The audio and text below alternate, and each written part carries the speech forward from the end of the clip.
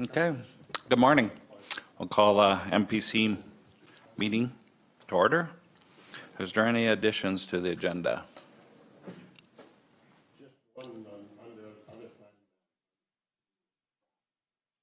To deal with what, Ben, sorry?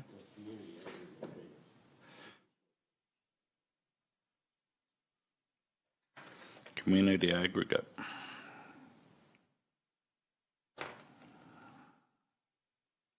Any other additions? After the meeting is adjourned, we have an appointment at 11:30 with Chris, the chair of the Calgary Metropolitan Regional Board, at 11:30. If there is time before he comes, there's three issues we could talk together informally as a council while we wait for that, if time works out, okay? Any other additions? Motion to approve, amended. Donna, all in favor? Carried. An approval of the April 10th, 2018 MPC minutes. I'll move. Jason's moved. Is there any questions or concerns? All in favor? Carried. And we'll start with no development, so we're straight into subdivision applications file SD 2016-17. Good morning. Good morning. Thank you, Mr. Chair. So this is the subdivision application to subdivide 18 Hamlet residential general lots, 1 Hamlet commercial lot, 2 public utility lots, 2 environmental reserve lots, and 4 municipal reserve lots. It's informally known as Rosebud River Ridge in the hamlet of Rosebud. So it's adjacent to 3rd Avenue and Highway 840. Staff's recommending that the MPC choose option 1 to approve the subdivision application with the conditions noted in Appendix A of the planning report. Let's go down to the report here. Just going to keep it on a map as I go through this report. Don't worry, I won't go through all of it. I'll skim it. It's pretty long and detailed. The proposed site. Okay.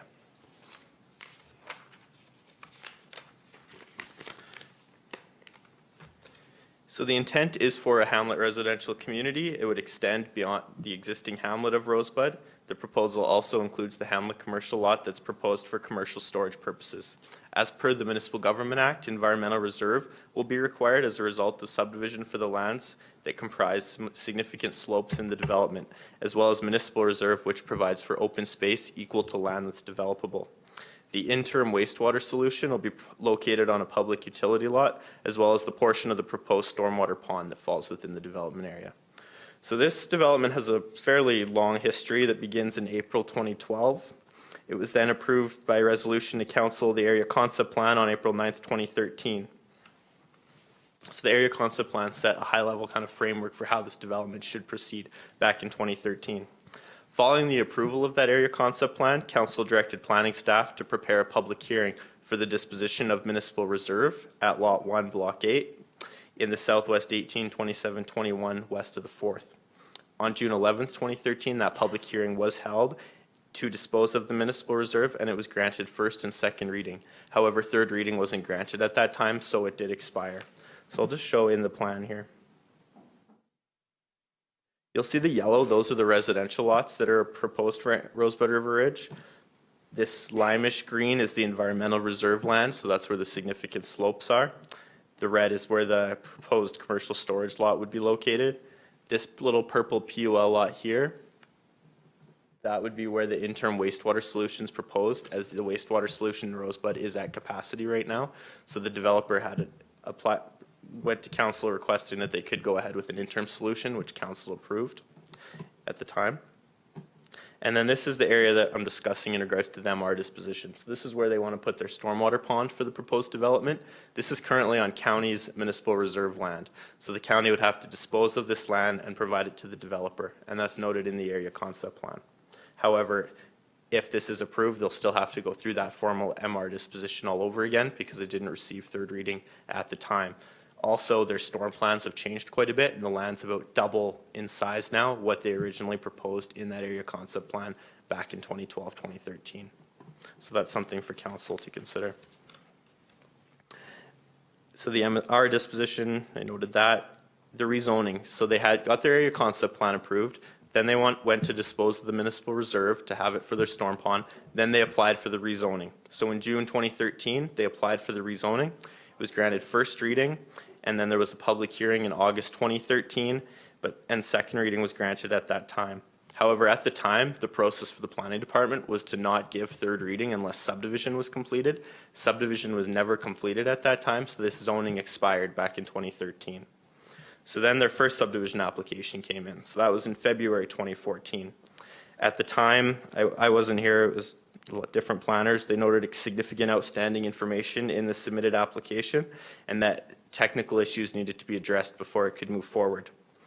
In July 14th, the applicant went to council and proposed an interim solution for wastewater in Rosebud until the necessary upgrades to the wastewater treatment plant could be completed. At this time, council approved a resolution directing the applicant to prepare designs for an alternative wastewater system for the plan area to be submitted prior to a subdivision application being accepted by the county. So they did that in September. An alternative plan was submitted. Following this submission, multiple meetings took place, and a detailed letter was then sent to the applicant noting the deficiencies and inconsistencies with their subdivision plan and the area concept plan, the Rosebud area structure plan, and the subdivision application. This included outstanding reports that needed to be submitted, including a traffic impact assessment and a slope stability analysis for the plan area. In April 2015, they did submit their additional information. Through 2015 and 2016, staff and the applicant went back and forth on inconsistencies and outstanding information required. In June 2016, a comprehensive detailed review of all the technical studies was completed by McElhaney with all the comments sent to the applicant to address. Although the majority of these comments have not been addressed to date, the staff is bringing this application to the Municipal Planning Commission upon the request of the applicant to move forward to a decision by the subdivision authority of the county. Given the approval of the area concept plan and the land use redesignation by council, staff is of the opinion that the many outstanding technical concerns in the subdivision can be addressed through conditions of approval while granting an approval recommendation. So just a bit of background. We discussed with legal if we were to go ahead with a refusal recommendation at this subdivision stage because the technical aspects of the technical studies need some updating in terms of the geotech, those types of things. However, because that area concept plan has been approved and the rezoning has been approved, it would likely have a strong case for an appeal. So staff made the decision to move ahead with an approval recommendation, but we have 31 conditions attached to this subdivision. So those all need to be addressed and signed off by the Public Works Transportation Department, as well as SEMA Plus, our engineering consultants, prior to it moving forward. We did our municipal policy review of this. We found it does align with the regional growth management strategy. It's encouraging growth in an existing hamlet. Rosebud's noted as a growth node, so we see that as a positive of the application that aligns with council's approved policies for the area. It also aligns with the MDP. There are some challenges with its alignment with the MDP in terms of the natural areas and slopes, given that a significant portion of the site is significant slopes. So what staff is looking to do is, when we have that finalized geotechnical report, we'll be registering it on the title of every residential lot in the area through a restrictive covenant. So when future purchasers buy a lot in this subdivision, they'll be aware of the requirements that their builders have to go to make sure their house is built on those slopes. And there's different, depending on the lot, there's different levels of requirements for what they can build there. So we'll be registering the full study on the titles just to make sure that future purchasers are aware once the lots are subdivided, if the conditions are met and if Municipal Planning Commission chooses to approve it. So there is alignment with all of those. We then went into the water resource studies, and it will be required to align with the water management policies of the MDP through updates to the submitted stormwater management plan as noted to be required by our engineering consultants.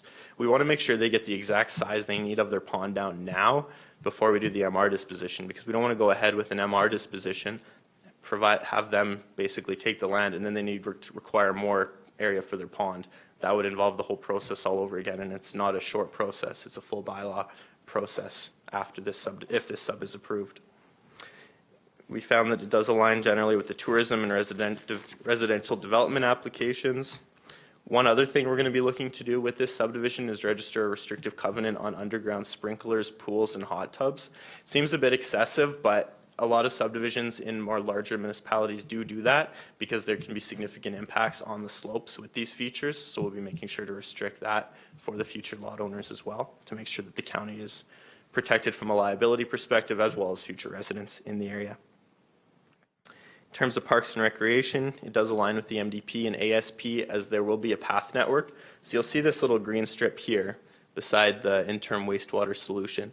There'll be a pathway and it can then connect up the hill. This is kind of the plateau up here, and then it would loop all the way around and connect down to the pond and the municipal reserve space down here. One of the conditions is a detailed landscape plan, so we would want to make sure we see that open space network incorporated into that to make sure it aligns with the ASP and the area concept plan. In terms of the infrastructure and utilities, it notes that new development should locate in areas with or adjacent to existing municipal water and wastewater and shall consider the broader area's servicing requirements and the effect on them. The interim solution they initially proposed only had a one-day storage of wastewater. Staff and our engineers found that wasn't sufficient and are requiring a 3-day storage for pumping out, so that will have to be updated in their reports if they wish to meet that condition of approval. In terms of transportation and mobility, there are road upgrades that will need to take place along 1st Street and 3rd Ave. Those are noted in the report as well, that they have to update the TIA, and that'll all be incorporated into the development agreement. So the development agreement is noted as a condition of approval, and the securities that will be required as part of that development agreement will be key for making sure this is built the way that they have noted with all their studies that they've submitted. It found that it does align with the Rosebud Area Structure Plan overall, which was recently updated in 2016, as well as it largely aligns with the Rosebud River Ridge Area Concept Plan. There are a few differences that need to be determined, that need to be noted, and they need to do the studies to make sure those are met. The number one is the slope stability analysis. Geotech is the number one concern for staff with this development. We need to make sure that those studies are updated and everything's taken care of in regards to that. They did a historical resources impact assessment by Lifeways Canada. They discovered a campsite. Due to the discovery of a campsite, it was recommended that a historical resource impact assessment be completed. Alberta Culture did issue a permit in October 2012 in regards to this, due to little significance in regards to archaeological findings on the site. They did a phase 1 ESA. No sources of contamination were found, so no further ESAs were suggested, and staff has not required any further ESAs. In terms of circulation to adjacents, this was the application where I'd noted previously we received one letter of opposition. Well, general support, but had some concerns with it. After the developer met with them, they retracted their letter, so there are no letters submitted in regards to this subdivision application. The largest discrepancy with the ACP and this subdivision plan is the ACP policy noting that the county entered into a land exchange where the developer dedicates roughly 4,130 square meters of municipal reserve in exchange for 1,144 square meters of municipal reserve. This policy should never have been in the area concept plan. It's a concern for staff because basically how it's written in the plan is they're saying, we'll give you municipal reserve if you give us some of your municipal reserve, but it doesn't work that way. We get 10% municipal reserve regardless of having to give them anything as per the Municipal Government Act. So it's an unfortunate policy that it's in that area concept plan. So Municipal Planning Commission and Council shouldn't feel bound by that in any regards in terms of that. They've also doubled the size of the land they are acquiring, so that's something to keep in mind as well for the MR disposition.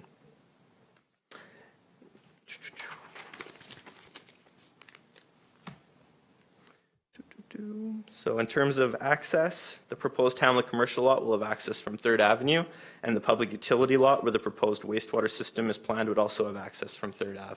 The residential lots would have access from the new cul-de-sac that's being proposed to be built, and a right-of-way will have to be registered on title for access to the stormwater pond, for access for emergencies, maintenance, those type of things.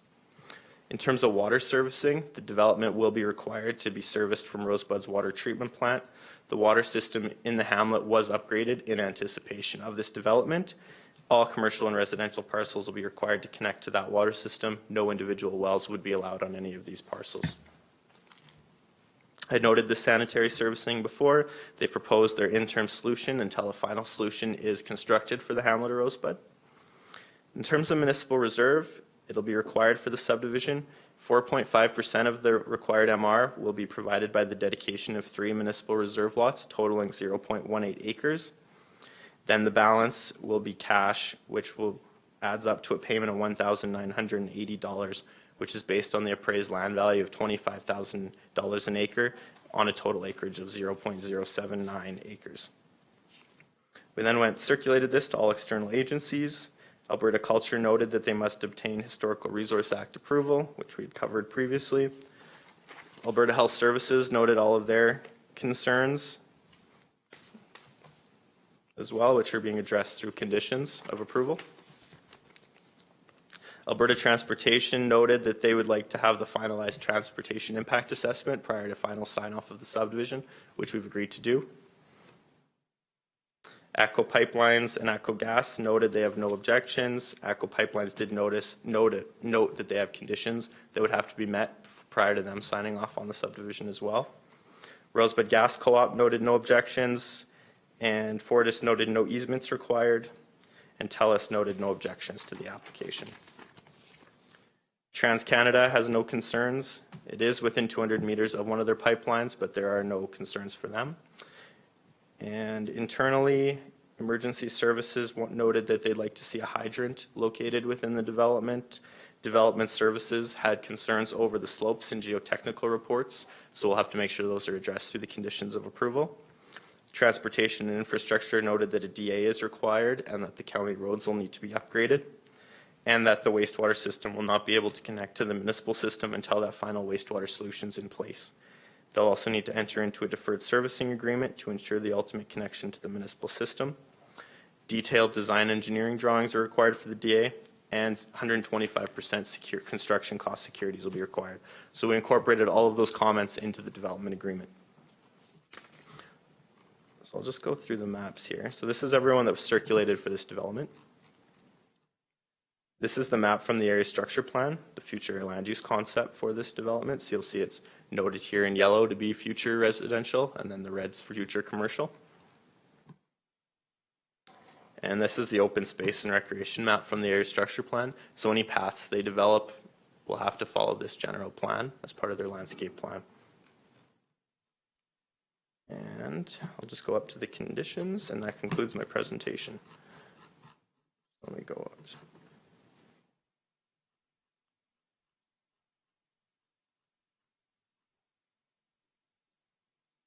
So those are the conditions for MPC's consideration as well. Thank you.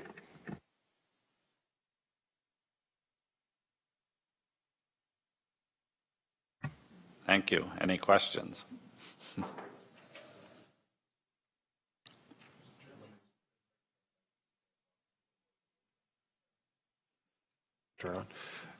If Mike could talk a little bit about the road on First Avenue. There's a few challenges there, as you're aware.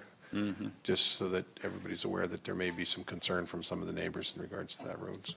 Okay, thanks. Go ahead. Good morning, Mike.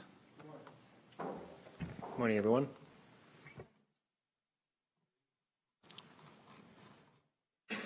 Yeah, just a note for MPC to consider there. The road is required to be upgraded both on 3rd Avenue as well as 1st Street. And with that upgrade, there's a fair amount of personal property, personal improvements on those lands that have been constructed on the right-of-way. There's trees in the right-of-way that'll likely have to be taken down, and some parking areas are going to be reconfigured along that 1st Street. So we've been in discussions for quite a number of years with the applicant on required upgrades for this section of roadway. Just to note that it will probably cause a bit of modifications to people's private property and how it ties into this public road allowance. So there's a requirement for a 11-meter wide carriageway and curb and gutter, which leaves very little. I think it's a 15-meter wide right-of-way, so it's quite tight existing right now. So there's not a lot of buffer between the edge of the road and private land on these, on this road improvement. So just a matter of note. Any questions?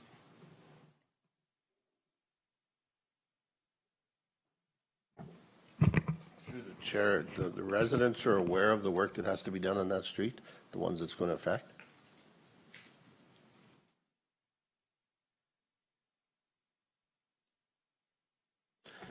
Through the chair, they've all been circulated as part of the subdivision application in terms of the details on the road. Has there been discussions with those residents?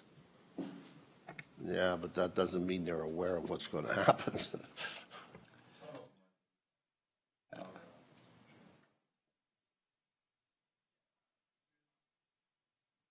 Through the chair, this road upgrade has come up in community meetings in the past, but no specific details have been discussed.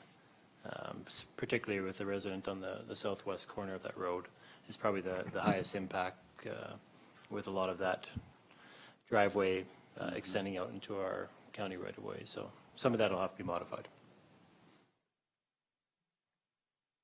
Tom? Two questions. The road upgrade, who's responsible, who's going to be paying the final bill on that one? Like, who, is this tied to the developer? Through the chair, 100% of the cost of upgrading that will be the responsibility of the developer. And number two, the wastewater storage.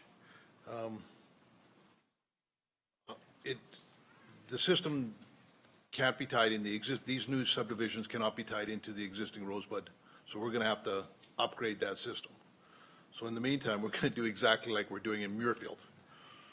We're going to let these people truck their water in and out, or truck their sewage in and out. And we have no timeline on that, right? Like until the county bites a bullet and spends $3.5 million on a wastewater treatment plant for that area. Okay, thank you. Any other questions? I just had a couple on 8C, landscaping and lights and public pathways. It's mentioned a few times to the reasonable satisfaction of Wayland County. I would like to have a couple of like a community meeting. They're very, they all want lighting, but they want to see the stars at night too, so. Okay. And K, I just noticed that, I think it's K. A chain link fence along the railroad property. What's the necessity of that? So that was CN Rail's require. CN Rail commented that that was their requirements along spur lines, that they had to have rail adjacent or chain link adjacent to the rail lines. And that was kind of one of their noted conditions of approval requirements. Well, from Lyalta to Saskatchewan, I can't remember any chain link fence along the whole thing. Through the chair, it's for more, when they get to certain higher density residential developments, they put those requirements in place. Goes right through the middle of Drumheller.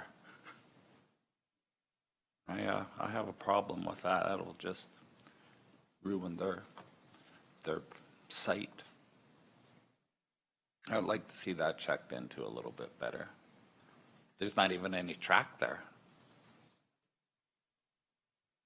I could follow up. If MPC wishes to have the condition removed, they could go ahead with that. And then when CN Rail has circulated this back, they would have the right to appeal that condition decision. I'd like to take it out.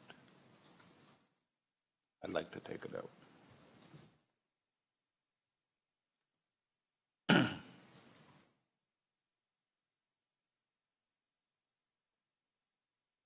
Any other questions?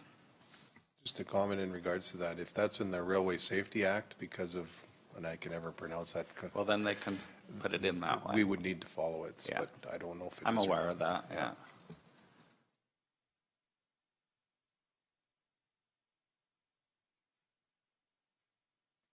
Any other questions?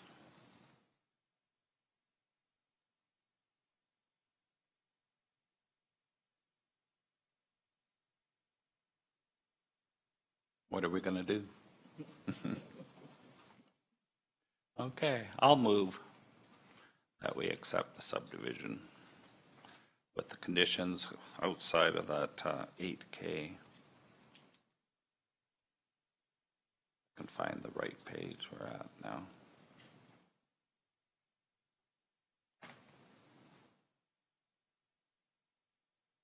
Long report.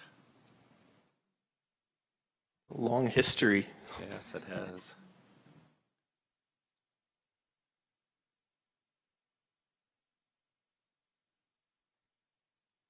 Okay, I'll just move subdivision of the 18 and all the conditions that were attached, with the exception of 8K, the fencing. Any questions? All in favor?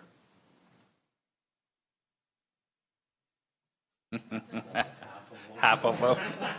Well, no.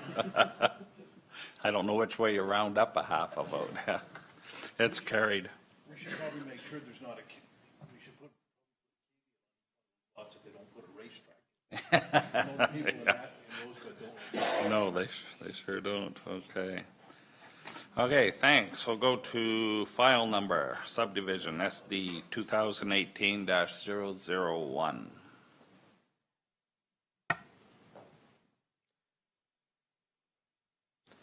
This is a subdivision application that proposes to subdivide one roughly 25-acre parcel from the titled land. It's adjacent to Range Road 240 and approximately 1.9 miles east of the hamlet of Cheadle. Staff's recommending that the MPC choose option 1, which is to approve the subdivision application with the conditions noted in Appendix A of the planning report.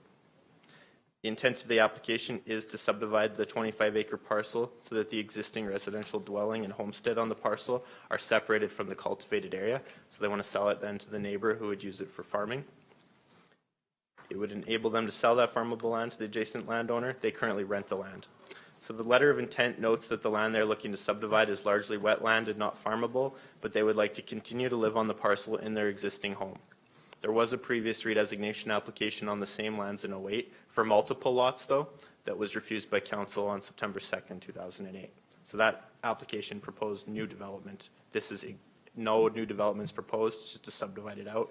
All the existing buildings are already on the parcel. Two options for MPC's consideration: that the subdivision be approved with the conditions noted, or that the subdivision be refused. We are recommending approval as it partially aligns with the RGMS as it accommodates continued agricultural uses in the area. The proposed application does align with the MDP in terms of supporting agricultural uses in the area. There are significant adjacent landowner concerns regarding the proposed subdivision, but due to the existing nature of the development, these are largely not able to be addressed whether the subdivision is approved or refused. So on this application, staff went back and forth quite a bit with legal counsel on it because there is a significant amount of wetlands on the parcel. However, legal counsel's recommendation was because there is no rezoning required, and because all of the development is existing, staff should move forward with an approval recommendation. If new development had been proposed, staff would likely be recommending refusal of this subdivision application because the future home sites would be questionable. So we reviewed it against the regional growth management strategy, as it is agricultural zoning and that's not changing, and the remnant and existing parcel will continue to be used for these purposes. It does align with the agricultural objectives of the RGMS. We reviewed it against the MDP. It doesn't align with the natural area policies. There is a water course and wetlands flowing through it. One of the conditions I have left for MPC's consideration is whether to require a wetland impact assessment as a condition of subdivision approval, and then an environmental reserve easement would then also be registered on the title, so no future development could take place on those lands. That's an MPC. I'm leaving that with MPC to make that decision how they want to move forward. Legal counsel did note it isn't necessarily required, as that is all existing homes on the parcel. Proposed subdivision has two existing accesses, one off of Township Road 240 and one's Range Road 260.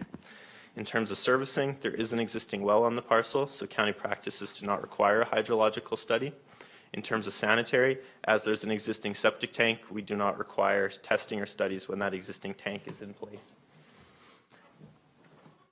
As per the Municipal Government Act, MR is required on the subject parcel, as this is the final subdivision for it. So as no future subdivisions would be required, would be really able to occur on this parcel, we'll be requiring municipal reserve at this time, as per section 666 of the MGA. In terms of legal and environmental discussions, as I noted, we had a lot of conversations with legal counsel in regards to this application. As the developments existing and the intended uses are for continued use of the existing residential dwelling, legal counsel advised that the existing watercourse and wetlands would not be as much of a concern as if new subsequent development was proposed to follow the subdivision application. In addition, staff reached out to Alberta Environment for comments, and we received no comments from them in regards to this drainage course. We had internal discussions with our agricultural department on this application. However, as the development was existing, the subdivision application itself would not directly continue to negatively impact the existing environmental problems on the site. Staff did consider an environmental reserve easement and wetland studies, but once again, due to the existing nature and the intended uses in the letter of intent, staff is leaving that with MPC to consider that as a condition of subdivision approval, as you are the final subdivision authority for the county. In terms of circulation, we circulated it to all landowners within a mile of the subject lands. So there was 3 letters of objection, and then following the completion of this report, we've received 9 letters of support as well, which are included in this package. Alberta Health Services had their standard comments in regards to this. ATCO Gas noted that the utility right-of-way is not sufficient, but the landowner has dealt with that through ATCO Gas. ATCO Pipelines, there's no objections. TELUS has no objections. And the WID has no objections. Agricultural Services did note concerns over the watercourse and drainage, but didn't provide any formal requirements in terms of studies. As noted, the 2 options for MPC's consideration. I'll just go down to the proposed conditions for approval. It's our standard conditions. Number 4 is the municipal reserve requirements for this subdivision as per the Municipal Government Act. And then number 8, which is highlighted in red, is for Municipal Planning Commission's consideration. Condition 7 for the road acquisition agreement. There is an existing road acquisition agreement on title. However, we like to when new subdivisions come in on the land agents likes to have these updated to the most current road acquisition agreement. This is the location plan of the proposed subdivision. The tentative plan of the proposed land. So this is the land that's currently being leased that they'd like to sell to the adjacent landowner. This is the proposed subdivision here. You'll see all the existing buildings and dwelling are in place. This is our wetland watercourse overlay from our MuniSite mapping system. The pink notes a likely watercourse. The mapping is based on aerial imagery, so you can never confirm the actual extent of what it is unless you required an actual biophysical impact assessment for that particular wetland. Same with the green, we put likely wetland because although it shows up as wetland, unless there's an actual study done on site, we can't technically confirm that it is a wetland and what the boundaries would be for development. And that's everyone that was circulated, so we went within that mile radius, so we didn't quite hit the hamlet of Cheadle. And that concludes my presentation. Thank you. Thank you. Is there any questions? Go back Ben? back to your one picture with that water course, if you wouldn't mind. Why doesn't, like if they think that's a water course, why didn't they show where it ends up? Because it doesn't start there, right? Correct. So it's an assumption. Exactly. That's what I'm saying with this. That there are always assumptions off our MuniSite unless there are actual studies required. So is there any water in there now? Yes. If you look at that picture, I'm just down the road. That water is coming from the opposite side of the road, goes across, there's a culvert across 240 there, and then that water, basically there is a water, there's a depression there, and the water doesn't flow there. Probably come June, there'll probably no water in there, but right now there's water that flows through there, through the backside of the property, and then works its way back down. So it is flowing through there now? Yeah, so right now it's flowing through there, yeah. Any other questions, Tom? Just on this wetland impact assessment, I really don't want to, I prefer not to saddle the owner with, could that would be a requirement if down the road somebody, the main concern with this subdivision, with the people I've talked to, is they're worried about the 25 acres being split up again. Now, there's not a lot of area to build on that piece of property, especially if that's designated as the green wood. But would not this wetland assessment be automatically sort of transferred to, so that when they try to subdivide, if they were to try to subdivide down the road, then they would have to do a wetland assessment? Like, I'm just trying to figure out why we'd have to do it now, because that whole wetland is on the 25 acres. And the piece that's being subdivided, like the main piece that's not being touched, is all dry land, so. Through the chair, that's correct. If a future subdivision application was to come in to cut this into multiple parcels, staff would likely recommend refusal, yes, for the fact that there's significant building constraints, but a wetland impact assessment could then be required at that point to further delineate it. That's why staff wasn't certain about putting this condition on at this point, with it being existing development, but I wanted to leave it with Municipal Planning Commission if you wanted to move ahead with putting it on title now. That said, say they wanted to come in for a new development permit for a house even, we could still require the study as a condition of the development, as part of the development permit as well. Now, one more question on can we go back to even if the wetland one will even work? So right where the wetland is, there's I'm horrible. On the left-hand side of the red line, there's a current house there now. Yeah, what happens with that house? Because I believe that was probably a garden suite at the point in time. That's my personal information. There's one modular home on the new piece that they're subdividing off, and it does have a road sign on it, so it's. Through the chair, because the parcel was over 80 acres in size, they could have 2 dwellings on that subject parcel. So with the subdivision, with the one dwelling on that parcel, it would still be fine as just a regular dwelling, not a garden suite or anything. So any parcels over 80 acres, they can just have 2 houses on them. Doesn't have to be called a garden suite or anything. It can just be 2 mobiles, 2 stick-built homes, however they'd like. My information, how would that have been applied for? Because there would have been a house there and on one title, right? Like that 150 acres, that's 155 acres that is there. Yeah. And then there's that one natural subdivision that we're dealing with now. And then they put another house in. How would that have been, that new modular that was there, how would that have been applied for to put a place on? Just for my information. Because the parcel was that 150 acres, there's the one house on the existing or the proposed subdivision, then there's the one house on the leftover land. So that because the parcel was over 80 acres in size, they could have 2 houses on it. So they would have just applied for a development permit for a dwelling. I believe it was a dwelling moved on, and they had to put in securities to make sure the skirting and septic permits were applied for and everything was completed. Yeah. And with that house, there was some enforcement concern until recently. The septic, we were withholding the securities of $5,000 because the septic permit hadn't been applied for. However, I believe a couple months ago, the septic permit for that house was applied for and obtained. Colton, I just wanted to note that the letters that were referenced weren't in our package, just so you know. Okay, I'll look into that. Would you like me to read them out or go through them? There was 9 letters submitted in support, and yeah.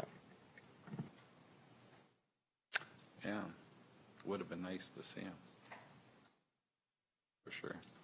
I'll have to discuss with the compiling of the report how those got missed from that, because I had sent them over.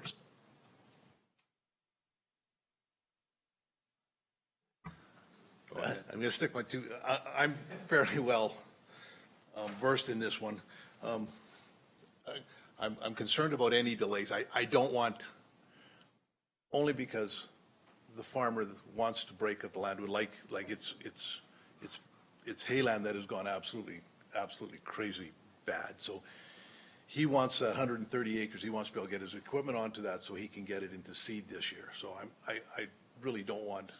Like, I have no problems with this subdivision because I'm almost 100% sure that there will not be any more development on that 25 acres.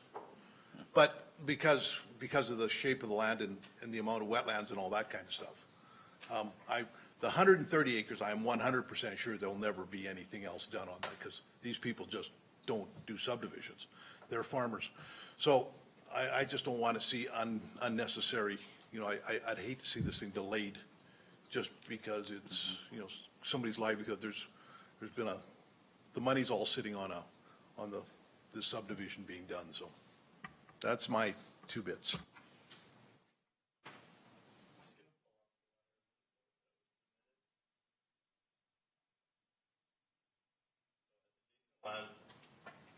As adjacent landowners, we are in support of the above application being approved by the MPC. We have a special interest in the application as we have 2 purchase agreements with the current landowner, which would allow us to buy the remaining 120-acre parcel of farmland once the approximately 24-acre parcel is created. The second purchase agreement is for the Northeast 1, 2426 west of the 4th. These agreements are of course dependent upon application approval by MPC. We hope that the subdivision will be allowed so that we may complete the purchase and the remaining 120 acres can be farmed together with our properties to the north and west of this location. The new subdivision not only serves to form a straight line boundary to the parcel of farmland remaining to the west, but it creates a sensibly sized lot for the existing building site. This new parcel would be functionally similar to many other neighboring properties and should not adversely affect any adjacent landowners as it involves no new development. So that's the one letter, and then the remaining letter is a template letter that was then signed by different individuals in the area. So I can read one, and I've then read all of the 8 other ones. So with regards to the above application, as adjacent landowners, we would be in favor of the MPC granting the subdivision and creation of the approximate 24-acre parcel noted. The newly created parcel would be consistent with many nearby properties as to the size and usage. We support this application as it would allow for the existing building site to be separated from the remaining farmland parcel. So they have the names you'll see here. The same letter, just different landowners.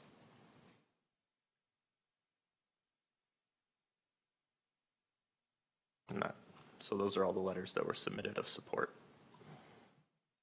And the ones in opposition?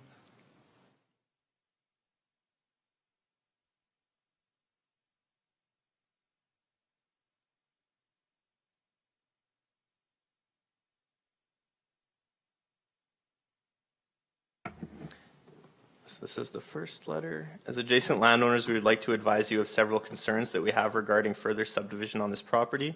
Firstly, there was an application for subdivision of this property by the previous owner several years ago. We attended the council meeting to voice our concerns, and that application was denied, partially due to the major drainage course and wetland area fed from both north and south that ran through a large portion of the land. That area drains directly to our property and feeds a slough used for livestock water much of the season. The excess water continues south and east to supply several other dugouts and wetlands downstream. Second, the current resident has a very large number of horses and other livestock that currently have the use of the entire property, but would likely be confined to this much smaller area where subdivision allowed. We already have concerns about pollution of the water flow due to numerous corrals and the concentration of livestock on the land. There would be insufficient area to safely spread manure and prevent runoff. Third, a subdivision of the quarter has already been done. Allowing a second division would not only change its classification as agricultural land, but probably enable the owner of the larger remaining property to add a further farmyard. That portion currently has a mobile home which does not fit the garden suite requirements. We believe that agricultural land should be preserved where possible. Fourth, aesthetics. As someone who tries to maintain a well-kept appearance of our buildings and property, it is disappointing to have a neighbor not doing likewise. So that's the first letter of opposition that was submitted.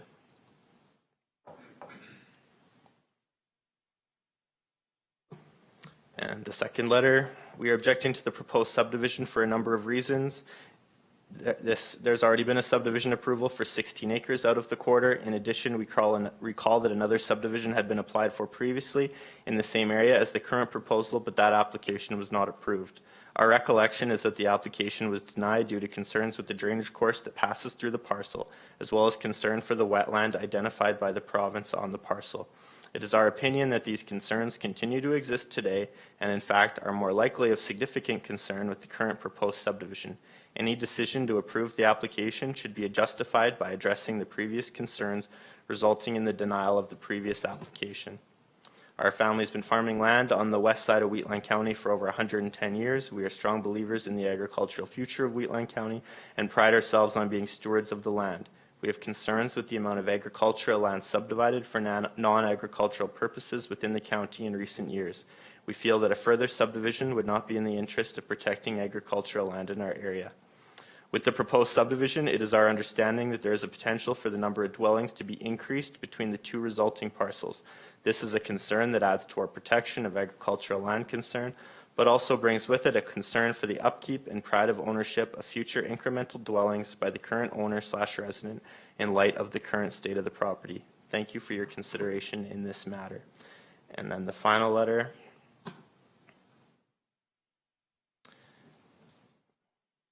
Thank you for the opportunity to comment. We reside approximately half a mile south of the property proposed for subdivision and have been in our home at the Northeast 362326 since 2008. We also jointly own the property at Northwest 312325 west of the 4th.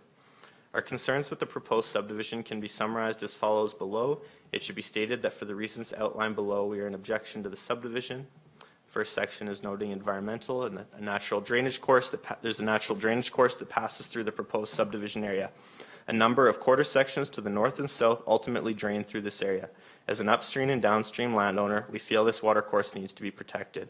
There's also a provincially identified wetland on the property. We are of the opinion that changes to the intensity of the land use on the property have resulted in downstream drainage/water quality issues. With the creation of a horse rescue/boarding operation, brackets assumed, a number of pens and bedding areas have been created adjacent to and within the boundaries of the watercourse. We believe there have been as many as 20 to 30 horses kept within this area, impacting the area that was previously grassland, and also decreasing the permeability of the soil, allowing for more runoff and potential for contaminants to enter the watercourse. In addition to this, where there was previously fences in place to delineate the drainage course and associated wetlands, the fences have either been removed or fallen into a state of disrepair so that the area has become a general grazing area. It is our expectation that should the subdivision be permitted, the remaining 120 acres of the parcel would be sold as cropland, leaving the horse operation to function mostly in the wetland and drainage course. This would further impact downstream water quality as well as the drainage course and wetlands. Next section, protecting agricultural lands. Based on the municipal development plan, it is our understanding that County Council have made it a priority to protect agricultural lands. We are of the view that based on the constraints that the proposed 24-acre parcel will have on it, future agricultural activities similar to those currently in operation will not operate in an environmentally responsible manner. In effect, based on the environmental constraints on the proposed property, this proposal could be considered closer to a country residential subdivision than an agricultural subdivision. There's already been a subdivision of 16 acres made on the quarter. The proposed subdivision would create a 40-acre strip of 2 titles on the quarter. The next section. A few years ago, a manufactured home was moved onto the property as a temporary dwelling farm help. With the changes to the land use bylaw, the temporary dwelling was changed to a garden suite to the main dwelling with variances associated with it. It is our understanding that should the proposed subdivision proceed as outlined, the existing garden suite would fall on a separate parcel than the main dwelling, making the garden suite the main dwelling on the remaining parcel. So yeah, as I noted, it would be the single detached dwelling. Each of these dwellings would then also potentially be permitted to apply for garden suites. With the remaining parcel being larger than 80 acres, there could also be a second dwelling added in the future. Our concern is that not only does this subdivision break up agricultural land, it could lead to higher residential development on the 2 parcels than what would be permitted if the existing parcel were to remain intact. Final section, cleanliness and care. We've watched the primary dwelling on the subject property fall into a state of disrepair over the past number of years. With the addition of the horse operation, the shelters, fences, and other structures have been fallen into a state of disrepair. The garden suite on the property is also not well kept in our opinion. We don't feel that the state of the existing property is becoming of the area, and allowing additional parcels to be created could add to this issue. Thank you again for the opportunity to comment. So my apologies, these weren't in the report. I thought these had been put into the report. Thanks, Colton. Any questions?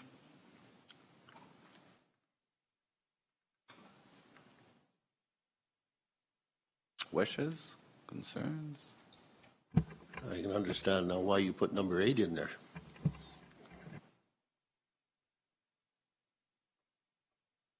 What's up, Ben? He said I can understand now why the staff put number 8 in there as a condition.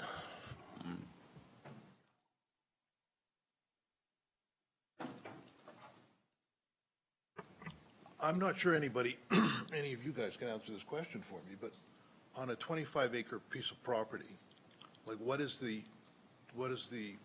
bylaw for lack of a better word, for the amount of animals husbandry like you can keep on that? Is there?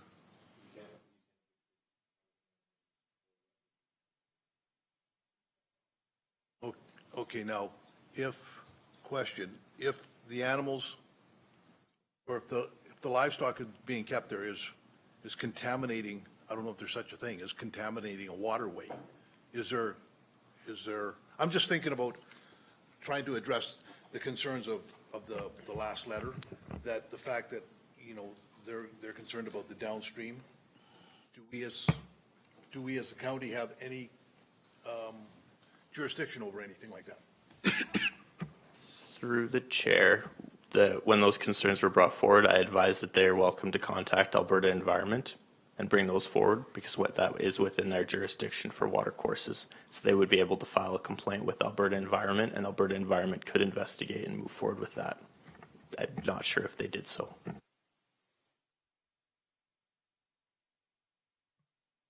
It's called the AOPA Act, or Alberta. It has to do with manure storage and spreading on land. And there's definite rules, how close you can spread to water lays, and yeah, so that'd be an Alberta environment thing, yeah. And the condition of the animals, the county we used to have numbers on, but we moved away from that because we had very little effect. But SPCA has way stronger enforcement rules than we do. So if they get into such a state, we get notified, we just phone SPCA and they investigate. I don't know if that answers your questions or not. But. Just, if somebody were, this was say a new piece of land, so this is all hypothetical, and somebody were to come and they're gonna put a horse breeding operation on a piece of property, do we have any controls on that? No? Okay.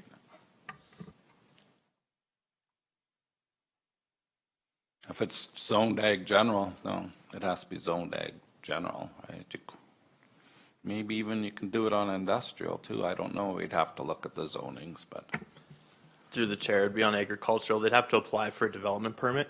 So there could be controls potentially put in through that. However, it's largely left to Alberta Environment. And that's why I noted they were circulated on this, and I believe they were circulated twice actually, just to highlight and see if they had any concerns, and they didn't respond to us at all in regards to this. The response rates they're interesting. Sometimes we get very detailed, long responses, and sometimes we don't get anything, so it really depends.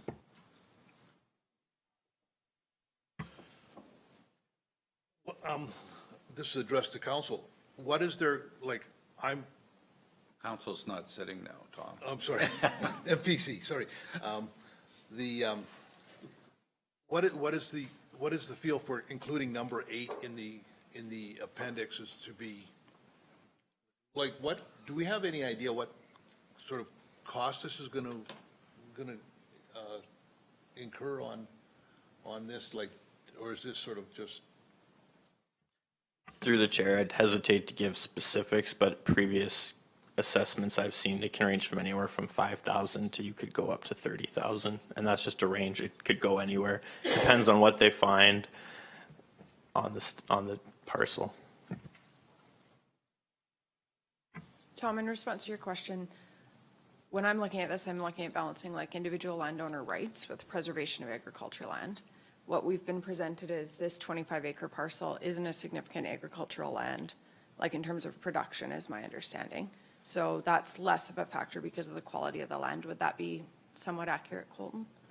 Like there's not a potential for production on that 25 acres. I think that's correct in how you're looking at it, and looking at property rights, as Joanne noted, which is important in the MGA, but also concern over impacts to adjacent landowners. That's how staff reviewed it. Given that all the development was existing, staff felt that this subdivision wouldn't adversely affect the adjacent landowners any more than it already is. If they came in for 2 lots on this subdivision, I can't see how staff would recommend approval, because that would be facilitating increased development on the parcel. And this was a very tough application internally as well for staff to go think back and forth on, and we definitely talked with Joanne multiple times on it, but in the end she came down to, because their letter of intent, because we also have to go with the letter of intent, the existing land use, and the fact that the house is existing on the parcel, that balance is being maintained between private property rights, encouraging farmland, and that the neighbors won't be adversely affected. So for me, Tom, I think the key factor is that it's the existing development. So I'd probably be inclined to leave condition 8 off for right now. But then if an application came back for increased development like garden suites or a second dwelling on that 120-acre parcel or something like that, then I think planning would, then I would absolutely want to see that condition on there. But right now, I'd like to see it lifted for this one, just because all of the development is already existing. So that was my rationale. Through the chair, that with number 8, with that wetland impact assessment, what would that tell us? Would that address any of the concerns about making that a smaller parcel to maintain that number of animal units on?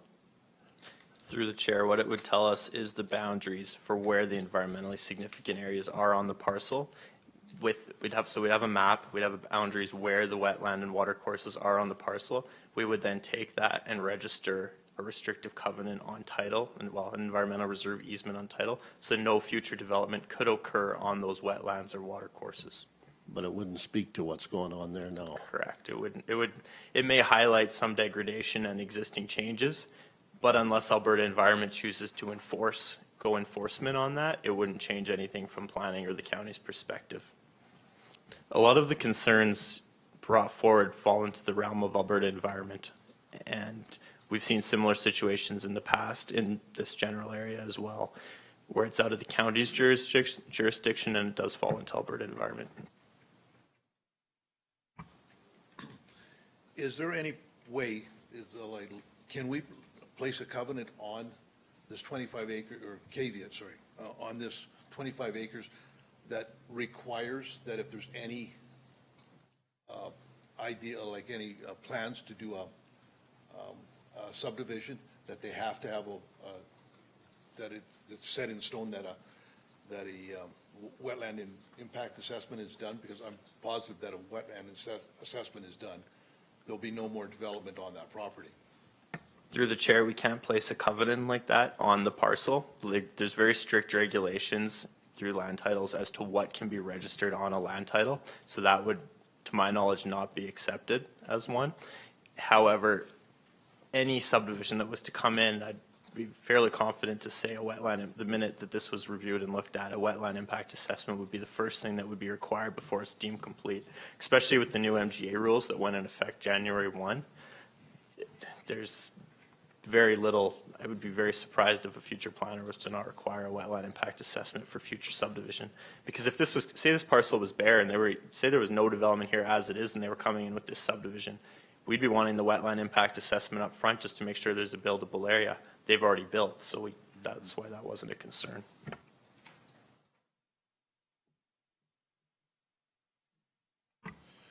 Well, I move that we accept option 1 pertaining to subdivision application SD 2018-001, including Appendix A 1 through 7.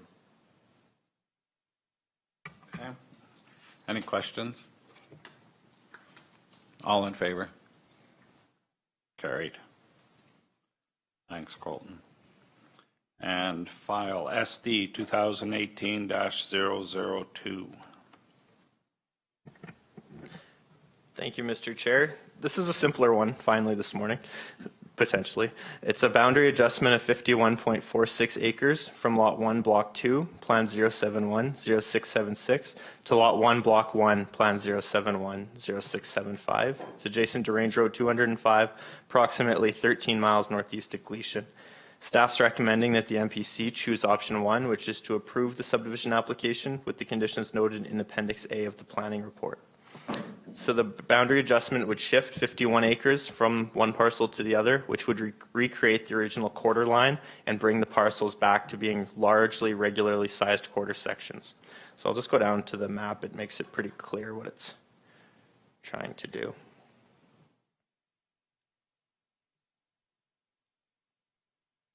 You'll see